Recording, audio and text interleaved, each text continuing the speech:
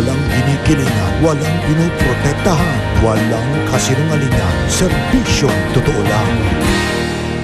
Sama Action Rescue ngayong gabi. Ba't nila daling agad yan? Inantay pa nila mamatay yung tao bago daling. 50 taong gulang na lalaki nasagasaan sa Novaliches. Inabot pa rin po yung tao, kaya gumulong-gulong po siya dito. Tumama po siya dun sa may taxi na nakahinto.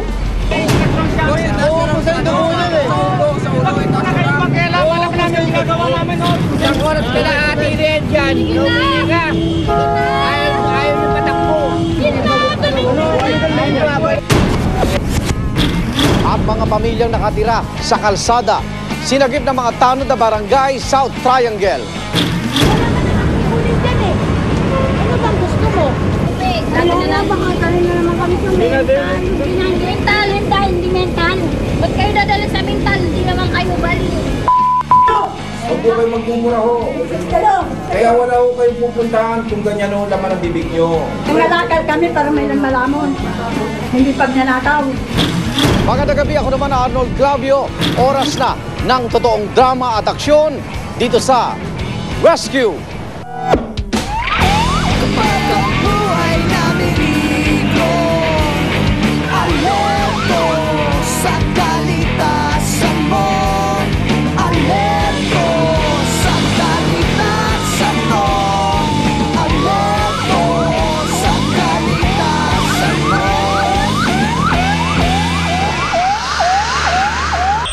Pauwi na sana ang isang 50 taong gulang na lalaki sa Novaliches, pero bigla siyang nabundol ng isang sasakyan. Ito ang tinutukan ng rescue.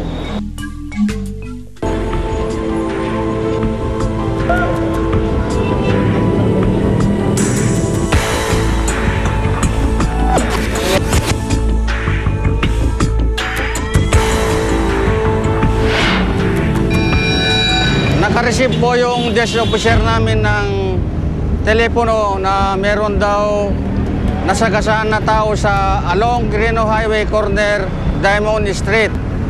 So, kagad kami didispatch ng desk officer namin. Kagad naman kami nagpunta sa lugar. So, nabutan namin yung isang tao na nasabing nasagasaan. Yung kalahating katawan niya nasa ilalim ng hood ng taxi. Pagbaba niya po ng jeep, may bigla pong galing dun sa bandaro na sasakyan na pinipilit niya po sigurong huminto pero umiiyak na yung gulong niya eh. Pero inabot pa rin po yung tao, kaya gumulong-gulong po siya dito. Tumama po siya dun sa may taxi na nakahinto.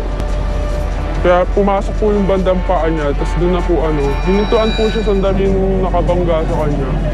Pero maya-maya, tumakbo na rin po na madalas nga rin po siyang pumaparada rito. Kaya madali pong makalalay. Pamilyar na po sa akin yung sasakyan na yun.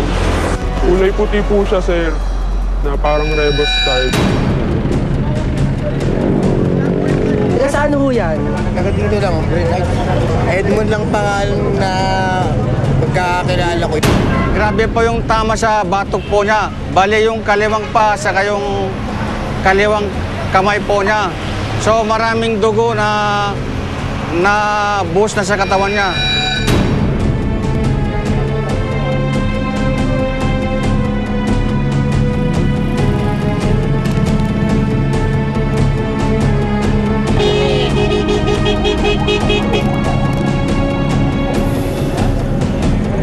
Atras po tayo, atras.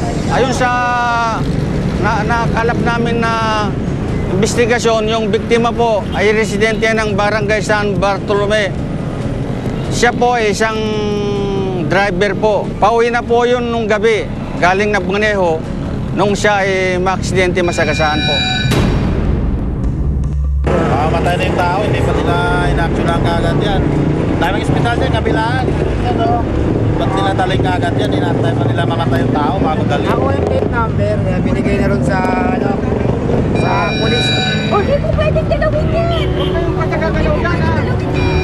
Pero boss, dapat tinugon na sa nila, boss. May instruction sa amin. Oo, kung saan ito muna eh. Bakit na kayo magkailangan? Alam namin yung ginagawa namin. O, dyan lang kayo. Mamatay yan, Huwag niyo ba pagalitan basta nag-sirkay yan? yan. Hindi sila pwedeng lumapit doon sa biktima dahil baka galawin nila, mapapasama pa yung tao. Pinabayaan na lang po namin yung mga sinasabi ng tao na masasama sa amin. Nandun na yung minumura kami. Inaaway po kami, sinisigawan kami. Bakit daw pinapanood namin? Pero actually talaga, hinihintay namin yung rescue.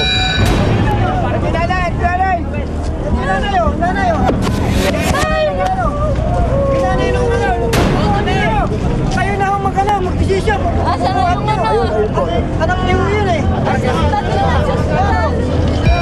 Dumating po yung nanay, nag-iyak. Pilit na rin po pinapalis sa amin yung biktima, yung anak niya. Kaya lang, hindi po namin talaga pwedeng galawin.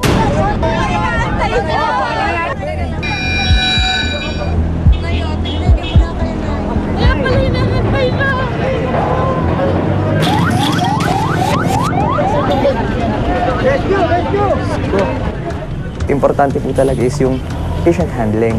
Kaya hanggat maaari po, hindi po namin pinapagalaw sa mga tao po on site.